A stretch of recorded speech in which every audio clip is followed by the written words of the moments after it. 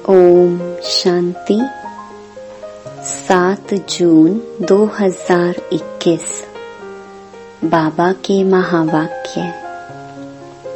मीठे बच्चे, अमृत वेले का समय बहुत बहुत अच्छा है, इसलिए सवेरे सवेरे उठकर एकांत में बैठ बाबा से मीठी मीठी बातें करो। प्रश्न: कौन सी नॉलेज निरंतर योगी बनने में बहुत मदद करती है? उत्तर: ड्रामा की। जो कुछ बीता ड्रामा की भावी, जरा भी स्थिति हलचल में ना आए। भल कैसी भी परिस्थिति हो, अर्थक्वेक आ जाए, धंधे में घाटा पड़ जाए, लेकिन जरा भी संशय पैदा ना हो, इसको कहते हैं महावीर। अगर ड्रामा की यथार्थ नॉलेज नहीं तो आंसू बहाते रहेंगे। निरंतर योगी बनने में ड्रामा की नॉलेज बहुत मदद करती है। गीत। ओम नमो शिवाय। ओम शांति। बच्चे अब अच्छी रीति समझते हैं, पतित दुनिया का अब अंत हो रहा है, पावन दुनिया की आदि हो रही है। यह सिर्फ तुम बच्चे ही जानते हो, और बच्चों को ही यह डायरेक्शन व श्रीमत मिलती है। कौन देते हैं? ऊंच ते ऊंच भगवान समझाते रहते हैं कि पतित से पावन बनना है। यह नॉलेज तुम्हारे लिए है, और तो सब पतित हैं। यह पतित दुनिया विनाश जरूर होनी है। पतित कहा जाता है विकारी को। बाप समझाते हैं कि तुम जन्म जन्मांतर एक दो को दुख देते आए हो, इसीलिए तुम आदि मध्य अंत दुख पाते हो। एक दो को पतित बनाते हो। पुकारते भी हैं कि हम पतित हैं, परंतु बुद्धि में पूरा बैठता नहीं है। कहते भी हैं पतित पावन आओ, परंतु फिर भी पतित पना छोड़ते नहीं हैं। अभी तुम समझते हो सारी बात है पावन बनने की। यह समझाने वाला भी तो कोई चाहिए। समझाने वाला है ही एक।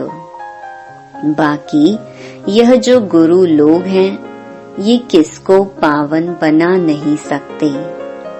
पावन भी सिर्फ एक जन्म के लिए नहीं, जन्म जन्मांतर के लिए बनना है।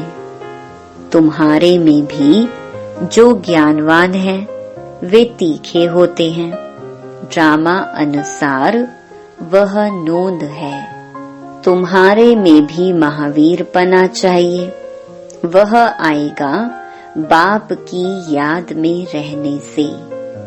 बाप बहुत अच्छी रीति बैठ समझाते हैं। जैसे बाबा कहते हैं कि सवेरे उठकर याद करो। वह समय बहुत सुंदर है याद करने का, जिसको प्रभात कहा जाता है। भक्ति मार्ग में भी कहते हैं राम सिमर प्रभात मोरे मन। बाप भी कहते हैं सवेरे उठ बाप को याद करो तो बड़ा मजा आएगा। बाप की याद में बैठ यही ख्याल करना चाहिए कि कैसे किसको समझाएं। अमृत वेले का वायुमंडल बड़ा शुद्ध रहता है। दिन में तो कोरक धंधा रहता है, रात को 12 बजे तक तो विकारी वायुमंडल रहता है। साधु संत भक्त आदि सब भक्ति भी प्रभात को करते हैं। यूं तो याद दिन में भी कर सकते हैं। धंधे में भल रहे, बुद्धि का योग जिस देवता का पुजारी होगा उनके पास होगा, परंतु ऐसा किसका रहता नहीं है। भक्ति मार्ग में सिर्फ दर्शन के लिए मेहनत करते हैं, मिलता कुछ भी नहीं। उनको भी भक्ति करते करते तमो प्रधान बनना ही है। भक्ति मार्ग में भी शिव पर बलि चढ़ाते हैं, जिसको काशी कलवट कहते हैं। शिव को याद करते करते कुएं में कूद पड़ते हैं, शिव के ऊपर बलि चढ़ाते हैं। वह है भक्ति मार्ग की बलि। यह है ज्ञान मार्ग की बलि। वह भी मुश्किल, यह भी मुश्किल। भक्ति मार्ग में इससे कुछ फायदा नहीं। यह जैसे आत्मा अपने शरीर का घात करती है, यह कोई ज्ञान नहीं है। वह भी कह देते आत्मा सो परमात्मा। आत्म अभिमानी तो एक बाप ही है, जो बच्चों को समझाते हैं कि परमात्मा तो मैं एक ही हूँ। हम आत्मा सो परमात्मा कहना यह बड़े से बड़ी झूठ है। यह तो हो नहीं सकता। बाप कहते हैं मैं आता ही हूँ पतितों को पावन बनाने, सो पावन बना रहा हूँ। बाकी तो ड्रामा में जो होना है सो होगा ही। समझो अर्थक्वेक होती है, छत गिर जाती है, कहेंगे भावी। कल्प पहले भी ऐसे हुआ था, इसमें जरा भी हिलने की दरकार नहीं। ड्रामा पर पक्का खड़ा रहना है, इसको ही महावीर कहा जाता है। एक्सीडेंट आदि तो ढेर के ढेर होते रहते हैं, फिर किसकी रक्षा करते हैं क्या? यह तो ड्रामा में नूंद है। ऐसा ही ड्रामा में पार्ट है। जो ड्रामा को नहीं जानते वह देह को याद कर आंसू बहाते हैं। वह कभी शिव बाबा को याद नहीं कर सकते, क्योंकि शिव बाबा से प्यार नहीं है, सच्ची प्रीत नहीं है। बाप के साथ तो पूरी प्रीत होनी चाहिए। शिव बाबा के साथ प्रीत बुद्धि तुम कल्प कल्प बनते हो। देवताओं की बाप के साथ प्रीत बुद्धि थी ऐसे नहीं कहेंगे। उन्होंने इस प्रीत से वह पद पाया है, वहाँ तो मालूम भी नहीं रहेगा। सारे कल्प में तुमको शिव बाबा का पता भी नहीं रहता है जो प्रीत रख सको। अभी बाप ने अपना परिचय दिया है। अब बाप कहते हैं कि और संग तोड़ मुझ एक साथ जोड़ो। यह विनाश काल तो जरूर है, यह भी तुम बच्चे जानते हो। मनुष्य तो बिल्कुल ही घोर अंधियारे में है। तुम अभी समझते हो हमको तो बाप से पूरा वर्षा लेना है। याद बिगर सतो प्रधान नहीं बन सकेंगे। सर्जन बन अपने रोग को देखना है। श्रीमत पर देखना है कि हमारी बाप के साथ कितनी प्रीत है। अमृत वेले ही बाप को याद करना अच्छा है। प्रभात का समय बहुत अच्छा है। उस समय माया के तूफान नहीं आएंगे। रात को 12 बजे तक तपस्या करने का कोई फायदा नहीं है, क्योंकि टाइम ही गंदा होता है, वायुमंडल खराब रहता है, तो 1 बजे तक छोड़ देना चाहिए। 1 के बाद वायुमंडल अच्छा रहता है। बाप कहते हैं अपना तो है ही सहज राजयोग, भल आराम से बैठो। बाबा अपना अनुभव भी सुनाते हैं, कैसे बाबा से बातें करता हूँ। बाबा कैसा वंडरफुल यह ड्रामा है, आप कैसे आकर पतित से पावन बनाते हो, सारी दुनिया को कैसे पलटाते हो, बड़ा वंडर है। जैसे बाप को ख्याल आते हैं वैसे बच्चों को भी आने चाहिए।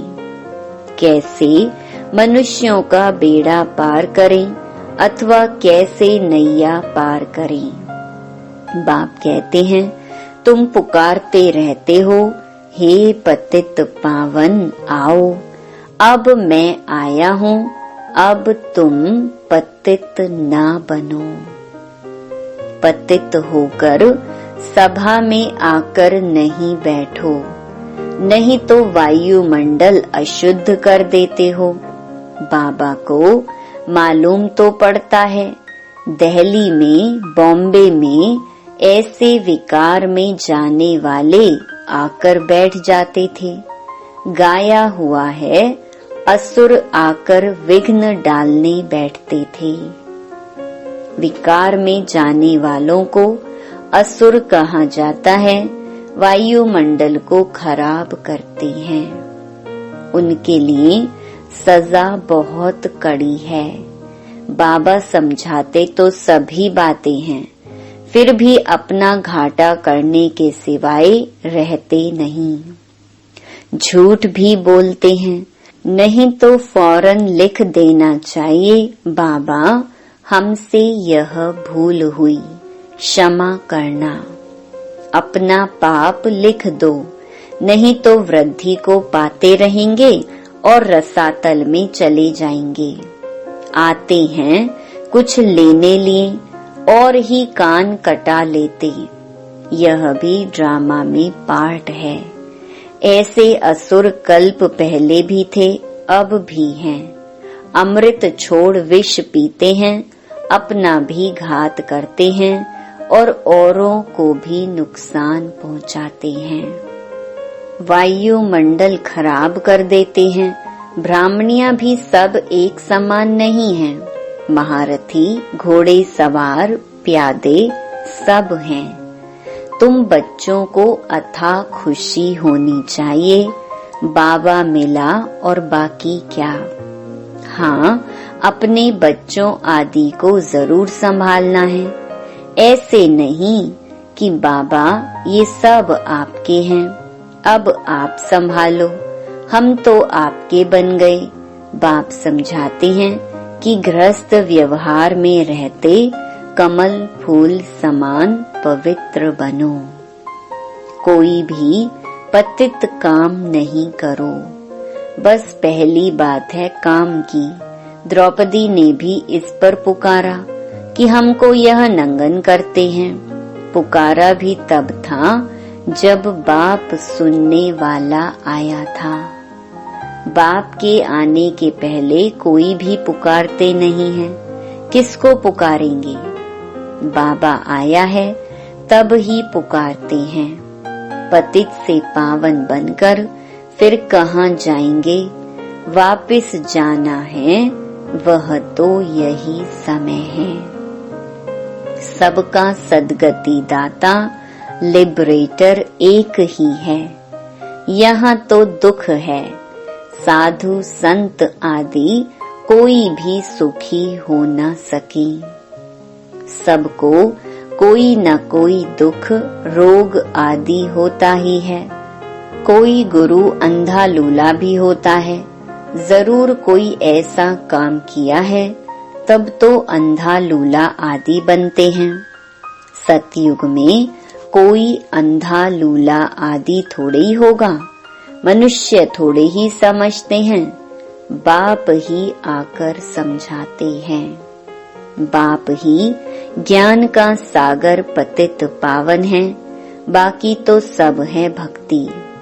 वह भक्ति मार्ग ही अलग है, वह है सीढ़ी उतरने का मार्ग।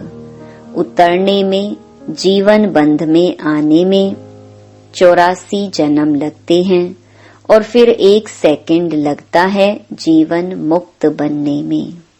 अगर उनकी मत पर चल बाप को याद करी तो नंबर वार तो है ना। कहते हैं हमको फलानी टीचर मिले तो अच्छा है, तो जरूर खुद कमजोर हैं, तब तो कहते हैं फलानी को 2-4 मास के लिए भेज दो।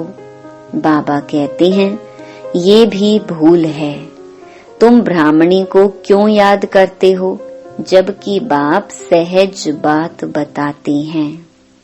सिर्फ बाप को याद करो और स्वदर्शन चक्कर फिराओ, औरों को भी समझाओ, बस। इसमें ब्राह्मणी आकर क्या करेगी, यह तो सेकंड की बात है। तुम धंधे धोरी में यह भूल जाते हो, फिर भी ब्राह्मणी यही कहेगी मन मना भव। कई बुद्धू लोग समझते नहीं हैं, सिर्फ कहते हैं ब्राह्मणी अच्छी चाहिए। ज्ञान तो तुमको मिला है ना। बाप और वर्षे को याद करो, देह अभिमान को छोड़ो। यह हमारा सेंटर है, यह इनका सेंटर है, यह जिज्ञासु यहाँ क्यों जाते हैं, यह सब देह अभिमान है। सब शिव बाबा के सेंटर्स हैं, हमारा थोड़े ही सेंटर है। तुमको यह क्यों होता है कि फलाना हमारे सेंटर पर क्यों नहीं आता। कहाँ भी जाए बाबा हमेशा कहते हैं कोई से भी मांगो नहीं। यह समझ सकते हैं कि बीज नहीं बोएंगे तो मिलेगा क्या। भक्ति मार्ग में भी दान पुण्य किया जाता है। तुम सब भक्ति मार्ग में ईश्वर अर्थ इनडायरेक्ट करते थे, फिर सन्यासियों को भी बहुत देते हैं। नहीं तो दान गरीबों को दिया जाता है, ना कि साहूकारों को। इसमें अनाज का दान सबसे अच्छा होता है। सो भी बाप समझाते हैं दान करने से दूसरे जन्म में उसका फल मिल जाता है। ईश्वर ही सबको फल देते हैं। साधु संत आदि कोई रिटर्न नहीं दे सकते हैं। देने वाला एक ही बाप है, किसके भी थ्रू देवे। बाप समझाते हैं कि तुम ईश्वर अर्थ देते थे तो भी दूसरे जन्म में तुमको एवजा दिलाते थे। अभी तो मैं डायरेक्ट आया हूँ, अभी तुमको 21 जन्म के लिए रिटर्न मिलेगा। फिर तो मौत सामने खड़ा है। भक्ति मार्ग में तुमको ऐसे नहीं कहते थे कि मौत सामने खड़ा है, इसीलिए अपना सफल करो। नहीं तो अब बाप समझाते हैं जिसको भी चाहिए यह रूहानी हॉस्पिटल खोल दो। कोई कहते हैं मकान बनाएं, उसमें यह हॉस्पिटल खोलें। बाप कहते हैं आज मकान बनाओ और कल मर जाओ तो यह सब खत्म हो जाएगा। शरीर पर भरोसा नहीं है। जो है उसमें ही तब तक एक कमरा रख दो जिसमें रूहानी हॉस्पिटल, रूहानी कॉलेज बनाओ। बहुतों का कल्याण करेंगे तो बहुत ऊंच पद पाएंगे। अच्छा, मीठे मीठे सिकिलधे बच्चों प्रति माता पिता बाप दादा का याद प्यार और गुड मॉर्निंग। रूहानी बाप की रूहानी बच्चों को नमस्ते। धारणा के लिए मुख्य सार। पहला, श्रीमत पर अपने आप को देखना है कि इस विनाश काल में मेरी एक बाप से सच्ची प्रीत है और सब संग तोड़ एक संग जोड़ी है। कभी कोई विकर्म करके असुर तो नहीं बनते। ऐसी चेकिंग कर स्वयं को परिवर्तन करना है। दूसरा, इस शरीर पर कोई भरोसा नहीं, इसलिए अपना सब कुछ सफल करना है। अपनी स्थिति एक रस अचल बनाने के लिए ड्रामा के राज को बुद्धि में रखकर चलना है। वरदान, निष्काम सेवा द्वारा विश्व का राज्य प्राप्त करने वाले विश्व कल्याणी रहमदिल भव। जो निष्काम सेवाधारी हैं, उन्हें कभी यह संकल्प नहीं आ सकता कि मैंने इतना किया, मुझे इससे कुछ शान मान व महिमा मिलनी चाहिए। यह भी लेना हुआ। दाता के बच्चे अगर लेने का संकल्प भी करते हैं तो दाता नहीं हुए।